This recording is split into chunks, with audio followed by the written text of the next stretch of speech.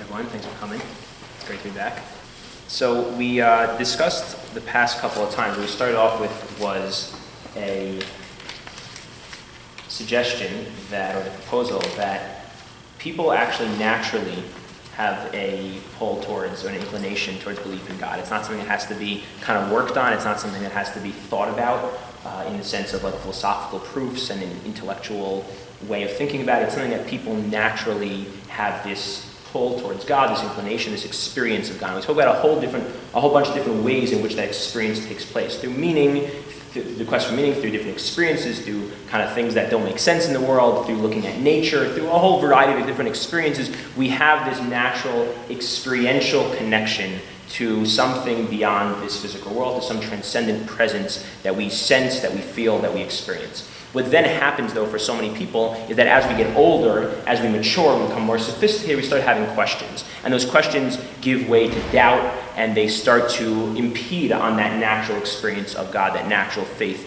that we so simply encounter in our youth. As we get older, things happen, our minds become more skeptical, more cynical, more analytical, and we start to doubt, and we start to have questions about all those different things that at some point we may have just naturally experienced. So what do you do when that happens? So what we suggested last time is that instead of taking an approach of trying to answer the questions, of trying to remove all doubt and get rid of any of those skepticisms and those questions and those doubts, instead of that, the approach is simply to realize that there's just about nothing that we can conclusively prove. Just about nothing that we can determine with 100% foolproof, rational, pure rational reasoning. Our belief in the we're just recapping for whoever's coming in now. You didn't miss anything new yet. We're just recapping what we've done the past couple of weeks. So there's just about nothing that our minds can conclusively prove on an objective level. There is all sorts of experiences and beliefs we have, such as the belief in the existence of other minds, the belief, the use of science as something that is projectable into the future, all sorts of different types of beliefs that we carry as givens that we spoke about last week, that really, if you start to delve into them from a purely rationalist, objective standpoint, you actually can't prove the validity of any of those things. And what that goes to demonstrate for us is not that we shouldn't believe in those things. Of course we should believe that the next time if I would let go of this, gravity would pull this down and it wouldn't just hover in midair or fly up to the ceiling. But of course we should believe that, and of course we should believe in the existence of other people even though we can't prove it. But what it shows us is the limitations of the human mind. And that rational thinking isn't the be-all and end-all. It's not the arbiter of all truths. It's not the only judge on which beliefs we should maintain. We can have beliefs that are justified. We can be justified in our beliefs when they come to us through experiences. When we encounter things, when we experience the existence of other people. I'm experiencing you sitting here right now. If I would stop and think about it, I couldn't prove that you don't just exist in my mind, but I'm experiencing in such a first-hand way that I can't actually doubt it in a genuine way that I would actually be able to internalize it all. And if our encounter, our experience of God, is of that direct experiential nature, then it can carry the same validity, the same justification, even if we can't prove it, even if we can't answer all the questions. So we spoke about the difference between illogical and illogical, or irrational. Irrational, that we wouldn't use that type of approach, something that's irrational, but something that just can't be proven, so that experiential approach could be enough. So basically, just in summarizing all this, the upshot that we got to is that belief in God is something we come to not through an intellectual analysis, not through a disciplined philosophy of logic, but simply through experience. And the more we start to understand the nature and the complexity of being a human being, that not everything can be proven, the more we can be okay with accepting that kind of a little bit more subjective nature of an experiential belief, even if it's not completely objective from a logical standpoint. Because in fact, that's the nature of all our beliefs. All our beliefs are kind of like that. They're not things we could prove objectively in a philosophy class. It's something that we experience. And belief in God is much in the same. So what I want to do with that is now transition. Before, I want to just mention one last point, one last piece of that, and then I want to talk a little bit about how this leads into religion. Because so far we've been talking about spirituality, we've been talking about belief in God, but what does this have to do with religion? And more specifically, what does this have to do with Judaism, with a lifestyle of halacha and mitzvot? But before we do that, I want to just point out one other, I think, very important implication or ramification that comes from this more experiential approach. It goes without saying that I think the most challenging and most haunting question to any theist, any person who believes in God, is the problem of evil. Right? It's the problem of suffering, of pain in the world, of when things are not good. It's very difficult to square that with belief in a perfectly good and perfectly capable God. How is that possible? That's an extremely difficult question. It pushes many people away from faith, and it scares people to have to answer that question for the people who believe. For myself, I'm a believer, and that question is a scary question to me. It's not one that I think there's very good answers to, and it's kind of a haunting question. With that said, I think there is a perspective that the whole approach we've been taking now, a new kind of way of dealing with that question. I wouldn't say answering or resolving the question. It certainly doesn't resolve it, but it's just a new way of experiencing the question, which I think fundamentally changes the nature of what that question is for us. If you take an experiential approach to belief in God, not something that's purely intellectual, but an experiential approach. So if you think about what happens when something bad happens, when there's suffering, when there's pain, when there's evil, and you're bothered, how could it be that God is allowing this to happen? So once you're in the mindset, in the framework of a relationship with God, and not thinking more intellectually about it, what that question becomes is another experience of a relationship with God. It's an experience of being angry at God. It's an experience of feeling like, God, how could you do this? How could you let this happen? But that itself is an experience of a relationship with God. The relationship in that moment is one of anger. It's one of fighting with God, of wrestling with God. But it's an experience of God, which means that it doesn't shake your faith.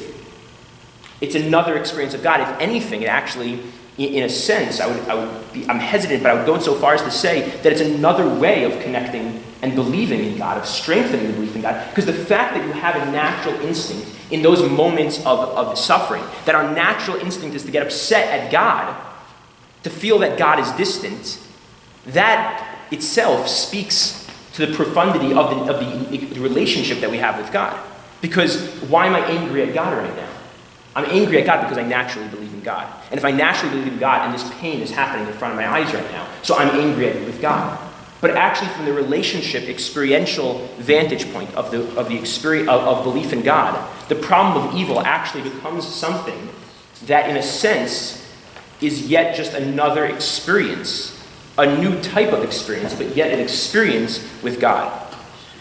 One of the most profound books that I've read recently in my kind of journey through thinking about these different things is a book called Yasala Rakover Talks to God, written by Tzvi Kolitz. Now, this book was actually, it's a fascinating book because it's presented as if it's a kind of a scroll that was found from the Holocaust, in the ruins of the Holocaust, that was hid away during the Holocaust. And it's this person's diary, their last word, almost like a rampage, a tirade against God.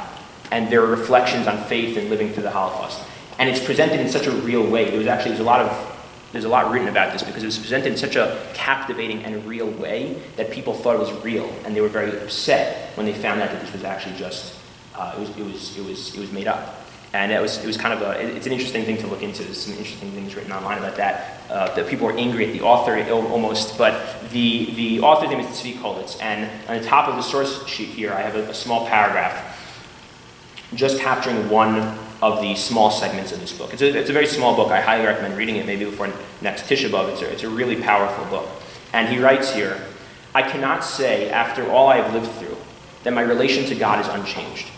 But with absolute certainty, I can say that my faith in him has not altered by a hair's breadth.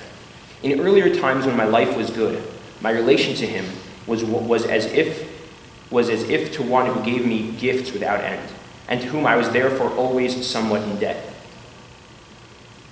Now my relation to him is as to one who is also in my debt, greatly in my debt.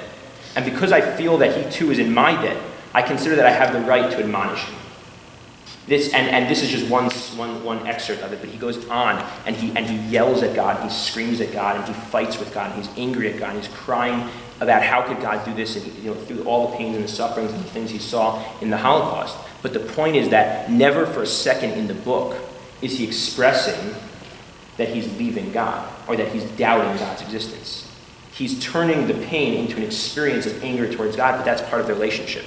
And I would almost go so far as to say that if it's truly a relationship with God, there must be moments at some point of anger, because there's no relationship that a person has that doesn't have those moments of being in a fight, of being angry. If the relationship with God is truly, as depicted in Shir HaShirim, a relationship of two people in love, so there's going to be moments of anger and fighting.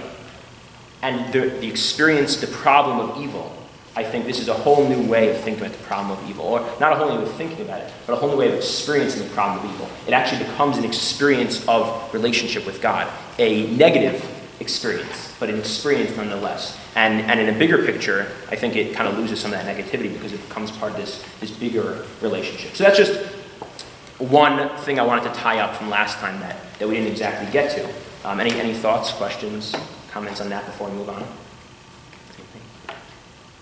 Yeah. Well, I don't want to derail too much, but since we're going that way, how does somebody make the leap from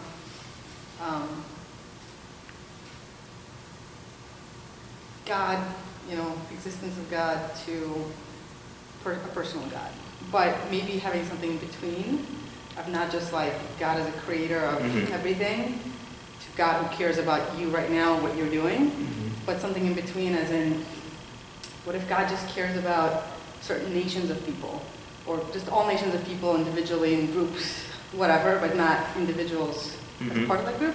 So that's actually not derailing at all. That's actually a perfect segue. Okay. So I think so. The question you're bringing up, which we'll use to kind of segue into the next part of what I want to discuss, the question you're bringing up is how do you move from the belief in a transcendent God, which is the more philosophical version of God, right? This transcendent, perfect, unknowable being, to a personal God, where we believe that God cares about me, cares about you, cares about what's going on in this world, and is as partaking and part of this world, does things in this world. How do you make that transition? So, according to the approach that we're suggesting, it actually becomes a non-question, because it's a seamless transition. How do you come to know God? Is through the experience of God. Within this whole approach we worked on the past couple weeks. You come to know God through the experience of God. By definition, if you've experienced God, that means this God is a personal God. Because the transcendent, unknowable God is not a God you experience.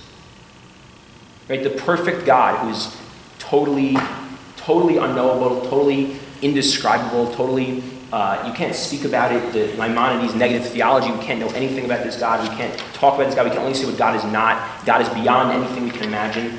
You wouldn't, if that, I'm not saying Maimonides' God is not a personal God also, but if you take that to the extreme, right, so then you wouldn't be experiencing God. So if you came to know God through experiencing God, by very definition of that, it's a personal God. Because God is making God's self known to you. That is something that God is doing, which means that this God is personal. Yeah? Are you now weakening, though, this personal God that now seemingly is flawed, that allows evil to happen? Like, you're going from this perfect transcendental God that you can't experience. So it kind of makes it seem that the God you can experience.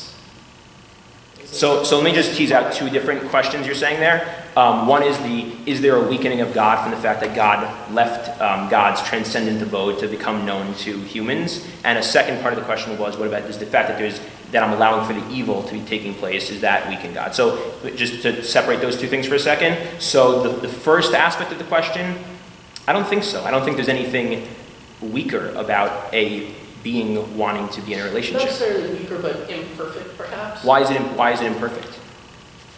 For this God, for this transcendent God to want to be in a relationship with another being. Why is it imperfect? Yeah. You could say perfection would be wholly good. Why is it not wholly good for God to be in a relationship with humanity? Well, that relationship clearly involves suffering. Okay, so really you're asking the second question. I mean, not the fact that God would be known, not the fact that God would be a personal God. I mean, if we could imagine a personal God if we could imagine a personal God in a world without the suffering, you wouldn't have a question. More or less. Okay, fine. So it's the second part of the question. So this goes back to what I was saying before. The question of evil is, I am not trying to answer that. I'm not trying to resolve that question. I'm not sure what to say about that question. It's a very difficult question. I mean, there's a lot I can kind of, repeat to you answers that I'm sure we've all heard. But my point before about evil was not to resolve the issue or answer how could it be. It was just that I think that having the experiential relationship approach to God makes the experience of wondering about how could it be that God is allowing for evil a qualitatively different experience, and one which actually doesn't necessarily have to shake faith. It's just one in which we're experiencing an anger towards God. But that itself is a relationship with God. But in terms of the fact that, so I mean, that's kind of like what you're asking now, if I'm understanding correctly, is kind of just going back to that problem of evil question, which is, right. I'm not downplaying it. That's a really powerful question. But in terms of the idea of the transcendent God being personal, I'm not sure other than the evil aspect of it, which I'm not downplaying, I'm not sure where the imperfection in that lies. Does that make sense? Sort of. Okay. I understand this question.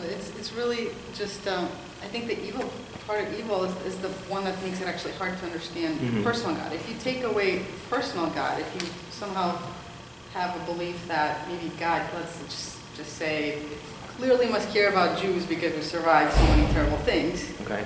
But does that mean God cares about any individual Jew? Because if you take that away, then it's pretty easy to understand evil, right? Like it's pretty easy to allow for evil if you don't count for what happens to any individual person. Because just all part of the world. Because then you do. I mean, yes and no. I mean, I don't want to give you more questions than you might have. But yes and no, because if God is capable of stopping the evil, so even if he's not a person, if he cares about you specifically, then why should he? But why wouldn't a perfectly good and perfectly capable being want to care about stopping people from being in pain? Because that's the question.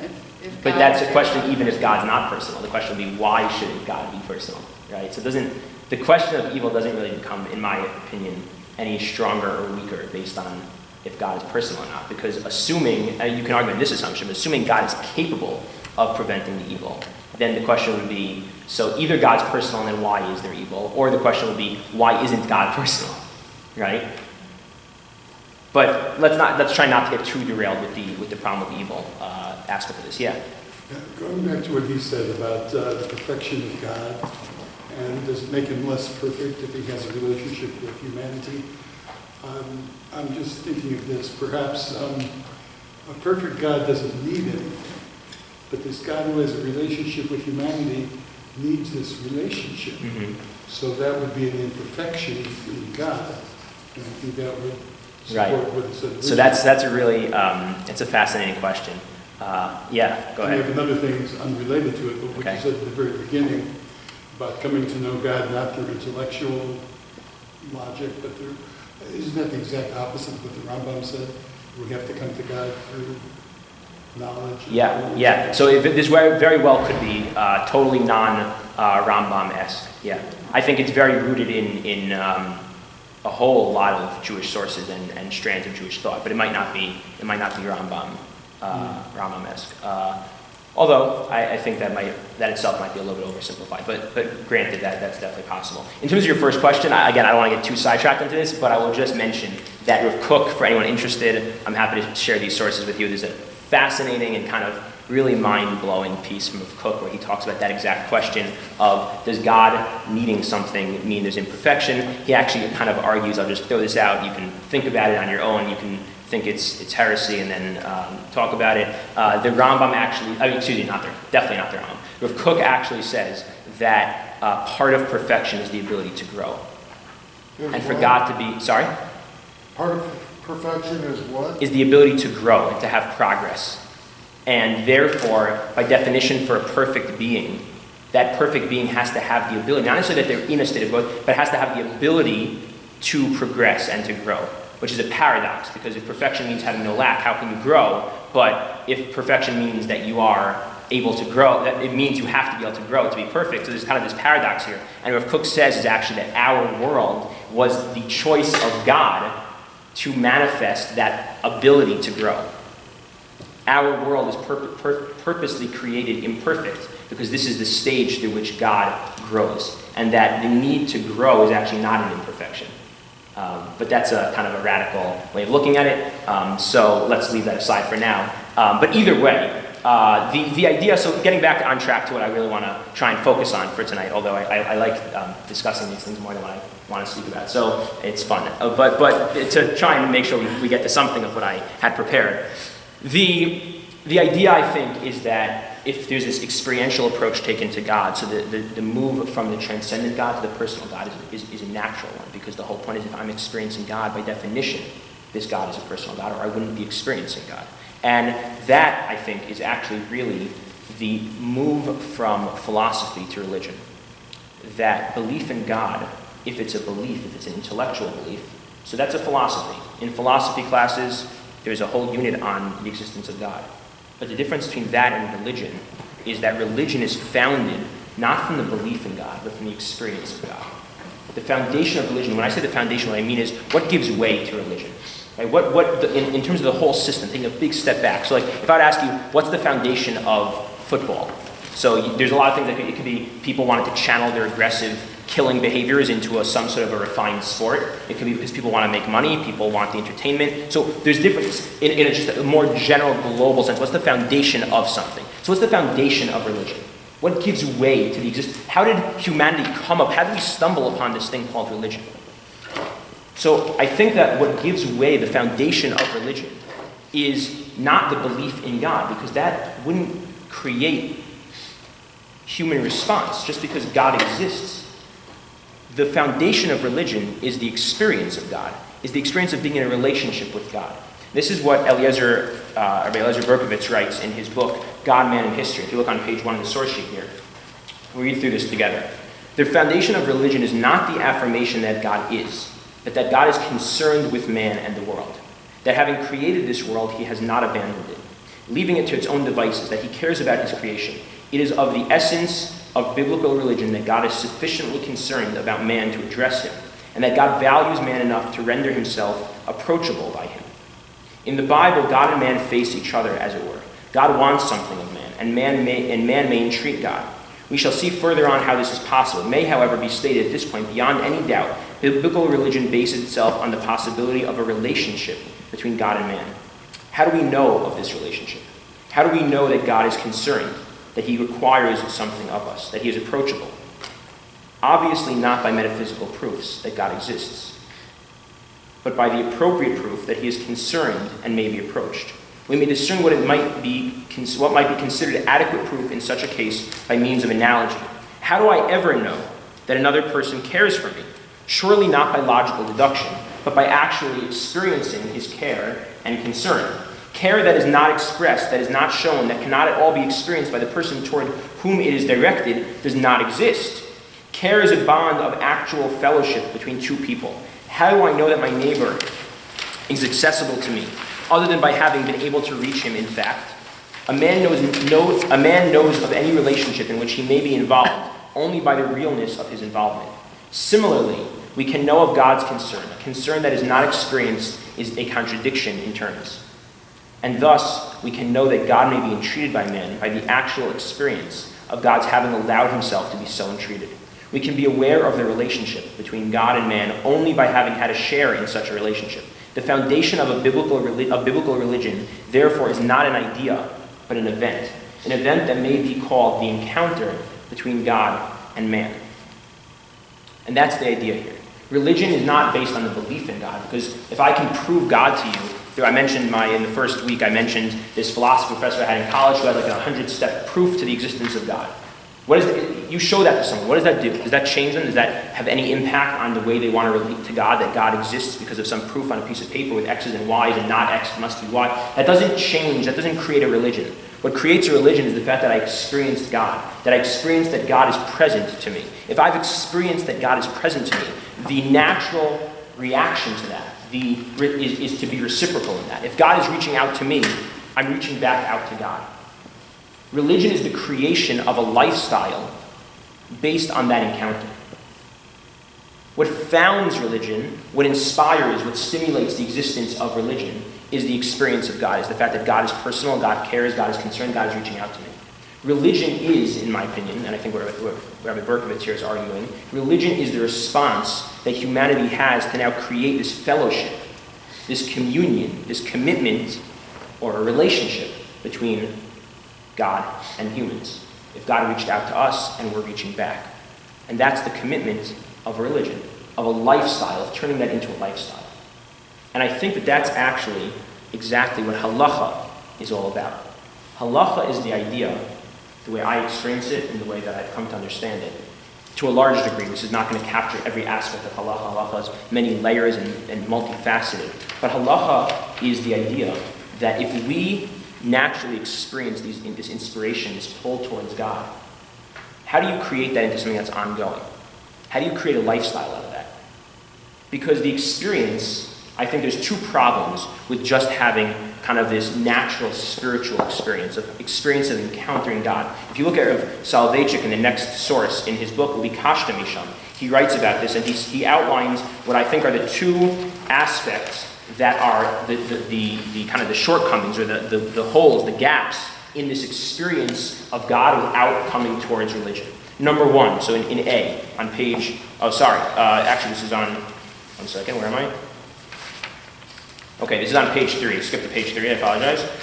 Will be Kashta Misham from Rabbi Soloveitchik. He writes the following in A. Judaism also knows, however, that this cosmic encounter, meaning this natural experience of God, which he writes about in many, many pages before this line here, despite its importance, greatness, and force, is insufficient. God reveals himself to his creation, but also eludes it. Now we see him, and yet in a moment he rises above us. Although in moments of inspiration, people do hear the sound of the Lord moving about in the garden of being. These moments are ephemeral and quickly pass. If our connection to God is just based on these natural experiences, these natural encounters, so we're just at the whim of basically luck, of spiritual luck, right? 1 minute there's an experience, and the next minute that experience is gone.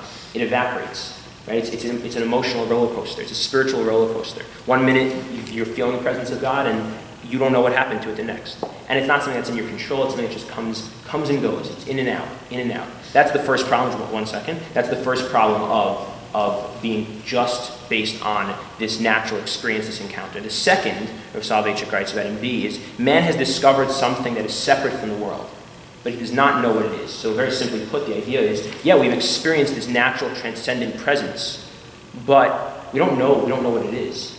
We don't know what it is. So religion, I'll take your question or comment in a second. Religion is, I think, the move towards addressing both of those problems. What religion is trying to do, what halacha is trying to do, is, number one, give us a way of turning that inspiration into a lifestyle, turning it into something that we can live with daily. Taking those experiences, that experiential relationship with God, and kind of bottling it up, of like concretizing it, taking it and making it into something that can be a lifestyle, that can be a commitment to something, that now there's a routine of this. This is a relationship. It's not just a romance, it's a relationship. It's something that I'm going through. It's something that in my daily life, it's a part of my life, or my life is a part of it. This is something that's concretized, something that's captured. We're trying to capture those experiences and make a commitment, make a fellowship, make a communion, make a relationship out of it. And number two, what halacha is doing, is it's giving us a way to actually know God. Right? That moment of that natural experience is like seeing that person from across the room and they catch your eye. And there's a moment of a flare of romance, of interest, of attraction, but you don't actually know the person yet. And what halacha is doing is it's God revealing about God's self, that we can actually now come to know God. So what halacha is doing is it's a follow-up. I don't think that halacha is particularly meaningful if the initial experience isn't there to begin with. It's a corollary, it's a follow-up, it's a second step to that experience of inspiration, that experience of encounter. Once you've encountered that, now you want to know that being. And you want to create a lifestyle of being in a relationship with that being. And that's what halacha comes to do. So the experiences, that's why this is kind of the last leg of this journey that we've been exploring for the past couple of weeks. It starts with the experience, not the philosophy, but the experience of God. And then you naturally want to be able to move forward with that being in a relationship. And that's exactly what halacha comes to do. I want to unpack that a little bit more. Yeah, you have a question? Well, if I understand what you've been saying correctly, religion is a response to this fleeting, ephemeral, momentary spiritual encounter. Mm-hmm. I don't know, it just seems to me that the body of law contained in, primarily Talmud Bavli, devolving from this fleeting, momentary, ephemeral thing, it just seems like an awfully huge leap to me. Like interplanetary. Love and marriage. You want to say something? Well, I was going to say, the original fleeting moment in our belief was Har Sinai. Right. So we had this, we had this moment, but it wasn't just some fleeting little inspiration. It was God telling over His Torah to us, and then us being like, how do we get to that? How do we make sense of that? How do we follow that? Yeah. So then it would make sense in such a huge moment for us to follow up with the response. Something so huge, right? Yeah, I think that's a really good point. And I think that, and this is what Rabbi Berkowitz speaks about in his book, is that all our further encounters, these experiences of God, are kind of miniature revelatory moments of Har Sinai, kind of continuing that. But the point is that it all traces back to that original revelation. So that kind of makes it a little bit more, I didn't even think of that. It's an interesting way of looking at it. It makes it a little bit more proportionate, I guess would be the word. But I wanted to ask you, before Jordan offered that, I wanted to ask you what you mean by that it's a huge leap. In what sense is that the huge leap? I think we have all had, seemingly transcendent moments that might approximate what Rob Soloveitchik is talking about here. Mm-hmm. But devolving from that, making my tea in a klishlishi on Shabbat because of a fleeting moment 3 years ago when I looked at my newborn child maybe that a huge body of law Mm-hmm. governing, what we do when we wake up and what we do before we go to bed, and much of what happens in between. It just. Would you think that it's somewhat parallel to love and marriage? No. Where there's this infinite leap? It'll work. What do you say? I said no. No? Okay. Yeah, you want to say something? Yeah, just when you said there is some hints of this approach in Shema. Yeah, Shema, because you have the Ahavta et Hashem Elohecha, this is like experience. Mm-hmm. And the second verse is the Hayu Advarim Haelu. Advarim. Right. Oh, very good. Yeah. It follows. Yeah, very good. Thank you. Yeah. No, why not? I don't follow. You want to try again? Just try to These connect. things. I mean, you translate the Shema. Yeah, I understand. Oh, if you do these things, therefore. So the first step, like you say, Do instead. Oh, yeah, that's the whole one. Right. Is it, it's like, does it come directly from that passage from Har Sinai, like you'll do and then you'll understand? It's basically the. Right, Nasa Vinishma, right. So there's an element of first being involved and then understanding. Okay, I mean, that's, I think, a little bit of a different angle to it. But Isn't that kind of what you're saying? That halacha is like you do all this stuff and then through that you'll get like. oh, in that sense, yeah, thank you, yeah. So there's an element of that, right? That this is what God is telling us to do to come to know God, right? So yeah, there's an element to that. So what in response to your question, though, which is a very strong and important question, I would say a couple of things. So first of all, I'm not trying to answer every question right now. So the fact that this doesn't account for every detail of halacha and to the nth degree of kli shlishi, etc. So granted, I'm not going to pretend any more than I'm actually doing right now. Although I do think that this accounts for a great deal of halacha. Now, getting into the specific minutia of details, so then you can still wonder. But the other thing I would say is that I've thought about this before, actually, that, the one thing I think you could fairly accuse Judaism of is trying to make life too meaningful, right?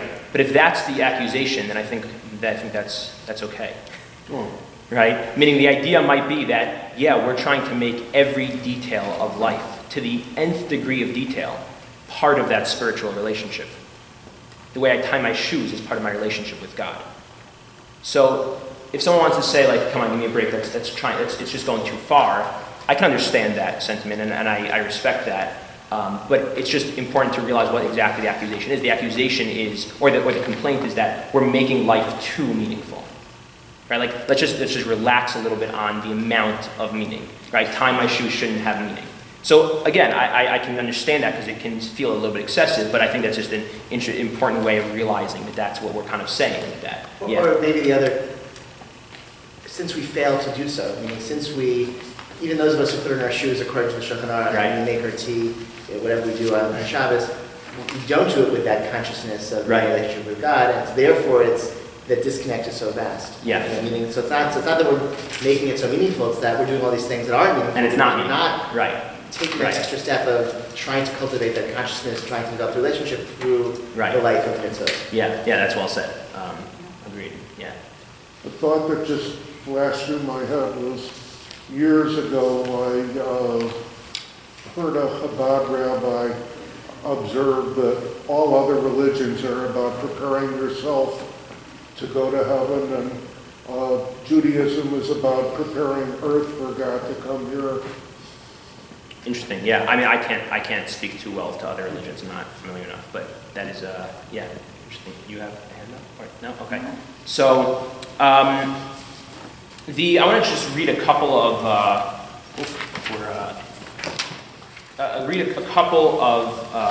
passages in the Kedushat Levi at the end of page 3 here, where he talks about kind of this idea. I found a few places. Every year I try and pick one commentary on the Torah that every week I kind of study that same person over the course of the year, and I get to about like 2 lines a week of that person. But this year it's Kedushat Levi, so I've kind of been keeping a running track of certain themes he has, and I found exactly this theme to be in a couple of places in the Kedushat Levi. So if you look in last week's Parsha, the Kedushat Levi in Parsha Yitro writes the following comment. Im ta'iru ve'im ta'oru ata'ava achatechbats. Okay, so that's a verse that he's quoting, and he's going to give a pretty interesting translation of that. The verse on a simple level is kind of about, right, if you are awakened and aroused, so that if you kind of stimulate ahava, right, so achatechbats until it kind of bursts forward. The way he's going to explain this is interesting. Kishamagia el ha'adam, when a person comes to a state of ahava tabore, of love of the Creator, o yirat tabore, of awe of the Creator Baruch Hu, blessed is he, azai shetekef yasa mitzvah, you should immediately respond to that inspiration by doing a mitzvah. Ve'az bezeh mevi ahava v'yirat tabore b'tzimtzum, because by doing that, you have now kind of bottled up, you have condensed, you have contained that inspiration. You've made it into something concrete. Kikol's man shelo asa mitzvah yesh lo milchama. Because so long as you haven't done that mitzvah, so what he calls milchamot here, battles, but I think what he means is that if you're just in the world of the inspiration, so you're going back and forth, right? You're swaying. It's like it's a battle. You don't know where you're going to be. One minute you're inspired, the next minute you're not inspired. But if you take that inspiration and you concretize it in action, so now you've made it into something. You've made it into something real. Aval kisha'ose im zeh hayira va'ahava mitzvah, when you take that awe, that experience of awe of the transcendent being, or that experience of love for that transcendent being, and you do a mitzvah with that, azai mevi b'tzimtzum ubatel mimenu kol milchama, so then you've condensed it, you've consolidated, you've made it into something concrete, and you've gotten rid, on a certain level, of that just being at the whim of spiritual luck. You've made it into something consistent, yeah. So here I think it's given another definition or approach to what is halacha. It's like a cure. It's a medicine. It's like when we have in Yitro, when God said to Moses that nobody will come to the mountain, penifrotz b'hem Hashem. Okay. So when you come to the experience, it's maybe so overwhelming, powerful, right? It can burst you. 100%. And the mitzvah is like is a way of being able keeping to you right. on earth. Yeah, I think it's an interesting way of looking at it, and there's actually a number of sources I've recently come across that speak to that kind of idea. That's really interesting. So if you look at the next Kedushat Levi, he writes again this similar idea. V'hinei Hashem yitbarach, God, shemitzamtzim atzmo kaviyachol b'zeh ha'olam. God contracts God's self into this world. It's a Kabbalistic concept I don't want to get too involved in right now. Lahashpia chasto v'tuvo, to God contracts God's self into this world in order to give us of God's goodness and kindness. For if without doing this, lo haya haloma yecholin lekabel mi'ito kavyachol humitlabesh atzmo. So without doing this, without kind of condensing God's self into some more limited version of God's self, we would not be able to relate to God. We wouldn't be able to relate to God. It's actually so much what you were just saying. It would be too overwhelming, right? It's like if you've ever been like at a really charismatic speaker, it's like while you're there listening to that charismatic speaker, you almost like can't even think for yourself anymore, right? If the person is so charismatic, it's so captivating. It's like there's no way you can even disagree with them. And then sometimes when you walk out, you're like, 1 second, I didn't agree with that. Do you ever have that experience? I have that all the time. Maybe I'm just too easily malleable, but I have that all the time. People are it's so powerful, it's such dynamite, and you walk out, you're like, 1 second, I actually disagree with everything they just said, but that was just so captivating, right? Is that how you hope we're feeling now? What do you say? Is that how you hope we're feeling now? I highly doubt it. Now with all these comments, no. The idea is that God's presence would be so charismatic, so overwhelming, so captivating, that there's no way that a person can maintain a self-identity.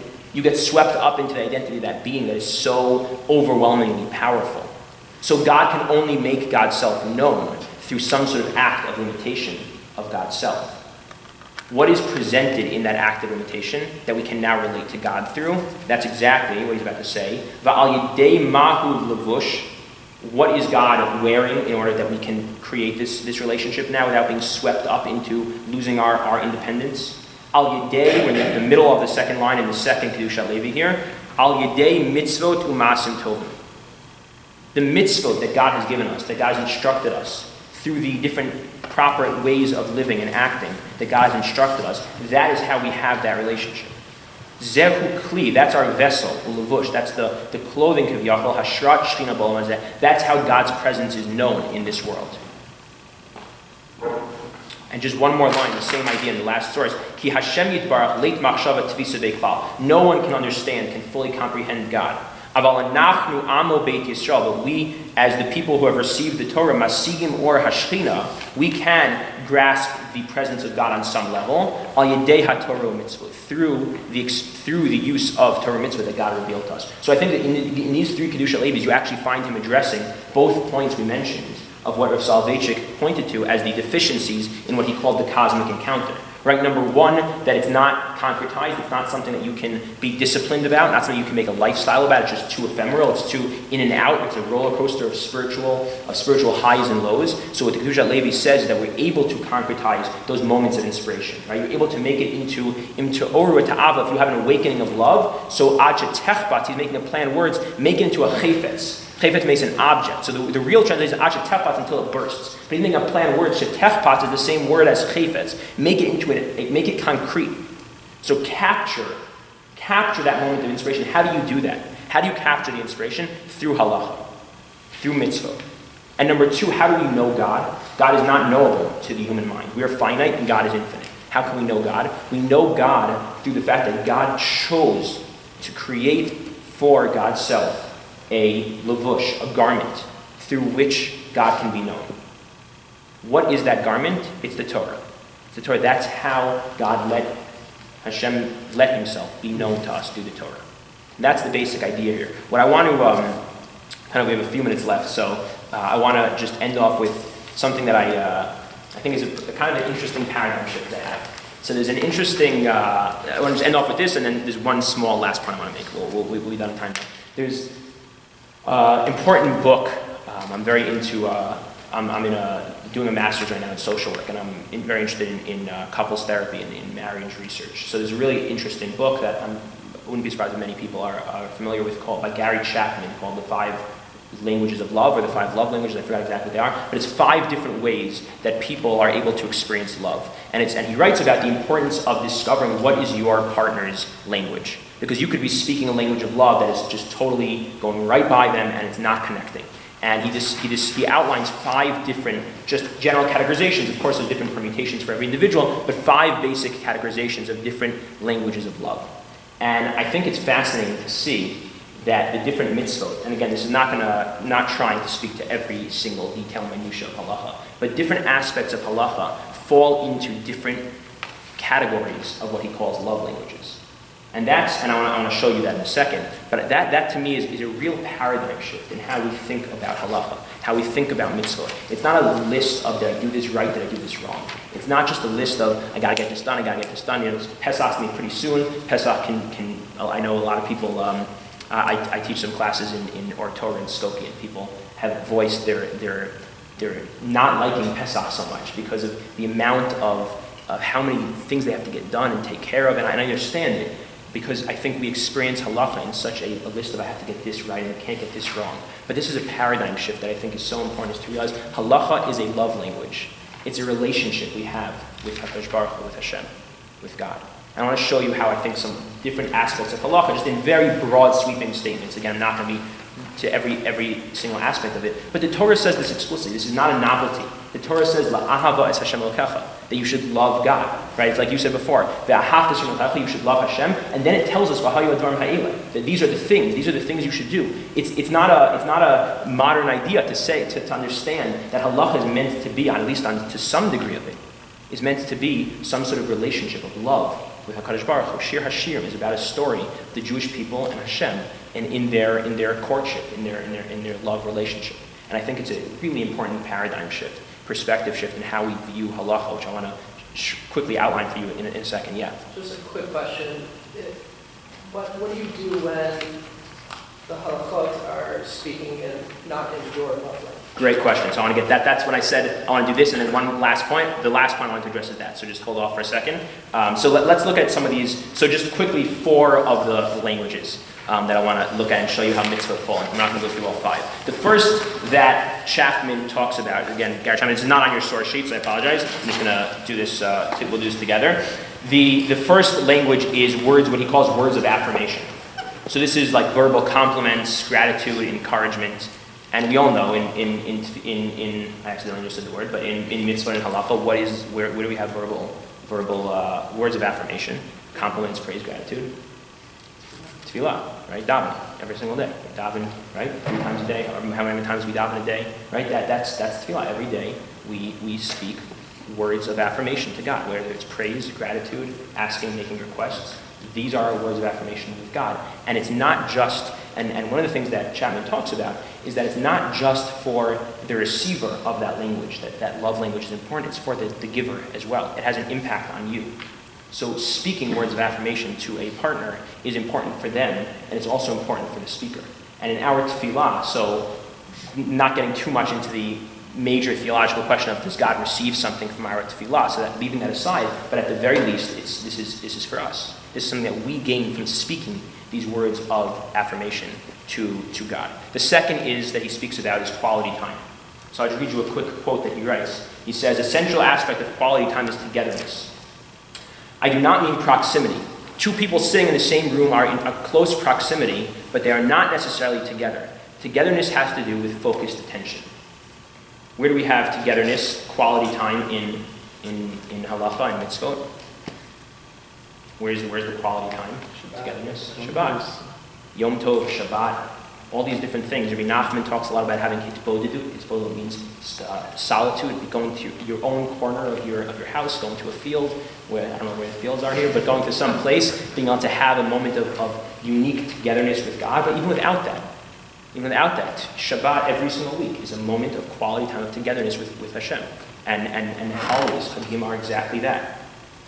The next one is gifts and acts of service. So Chapman has these as 2 different categories. That's why it's 5, we're only on 4. But I think gifts and acts of service, in a sense, kind of go together. And what he writes about is that there were anthropologists who did studies that showed that across a variety of cultures, that relationships across all different cultures, gift giving was an essential part of the marriage process across civilizations, across different cultures. And in halacha, in Torah, in Judaism, I think that acts of service and gift giving are actually, that's just the general mitzvah, right? All the different things we do, they're acts of service. All the different halacha and mitzvot. So like your question was, what about this specific detail and that specific detail? I don't know exactly why this is something that God loves, but I also don't know why everything my wife loves, she loves, right? And yet that's an act of service. That's a gift that I offer her. That's a gift I offer Hashem. right? All these different mitzvot, they're different gifts and acts of service to our partner, to Hashem. The last one is physical touch.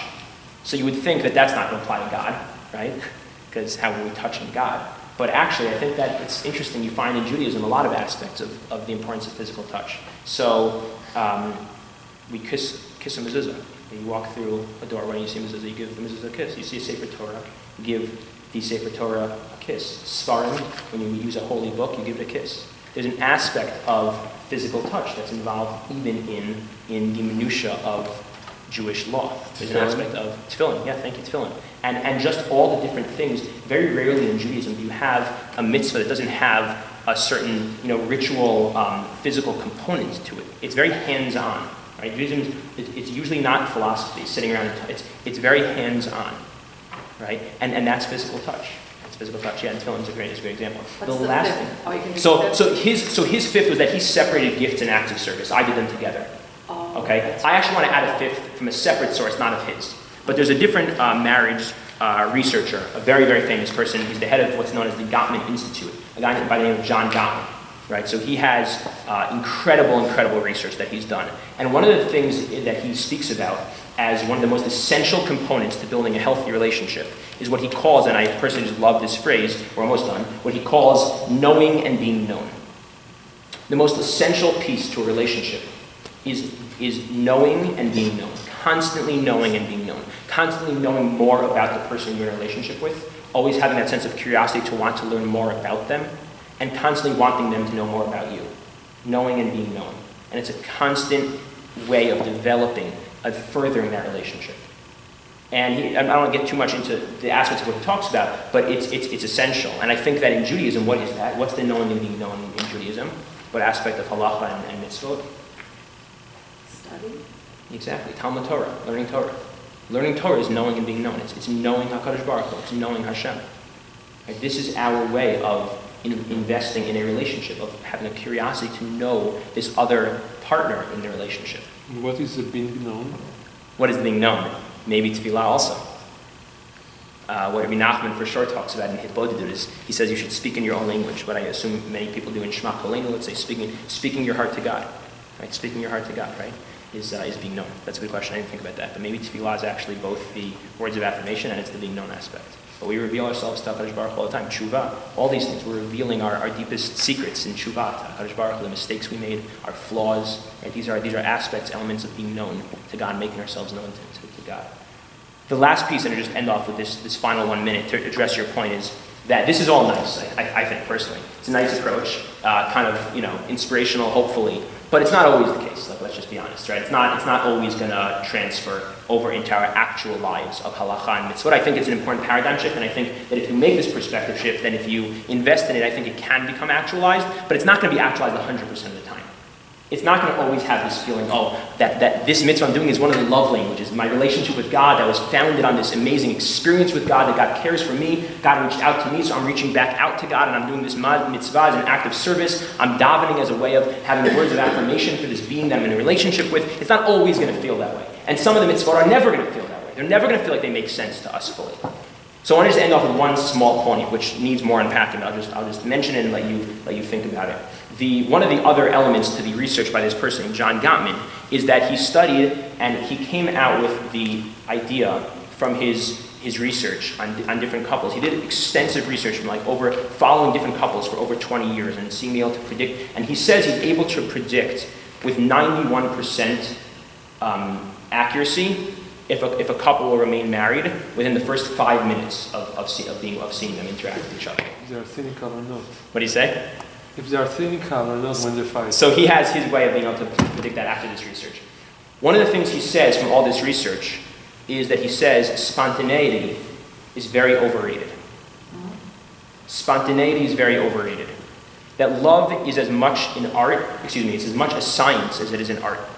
People think that love a relationship has to be spontaneous. I'm not doing this if I'm not feeling it, right? I'm not going to write you a card if it's not genuine, right? I'm not going to do something in this relationship if it's not coming from actually feeling love. That's not really what the relationship's about. That's not true. That's not really love. But what he writes about is the research is that rituals, routines that couples have Even if they're more, if they become routine, it's something you always do, regardless of how you're feeling, is one of the greatest predictors. Couples who have these formalized rituals is one of the greatest predictors to successful relationships. That marriage is as much a science as it is an art. And I think that's an approach and a way of thinking about the aspects of halacha and mitzvot and Judaism that don't always feel inspirational to us, that don't always feel like this is genuinely part of the relationship. But it doesn't always have to be, because that's part of any meaningful relationship, is investing and being disciplined and committed to aspects of it and parts of it that aren't totally genuine to what you're feeling in that very moment. I think that's a whole other way of thinking. There's a lot more to say on that, but I'll just offer you that to think about. I want to thank everyone. This has been a real pleasure to be here for the past few weeks and learn together, and I appreciate all the comments and discussions. Were really enlightening for me, gave me a lot to think about from stuff I've already thought about, but really stimulated more thoughts. So thank you so much, and hope we have a chance again soon.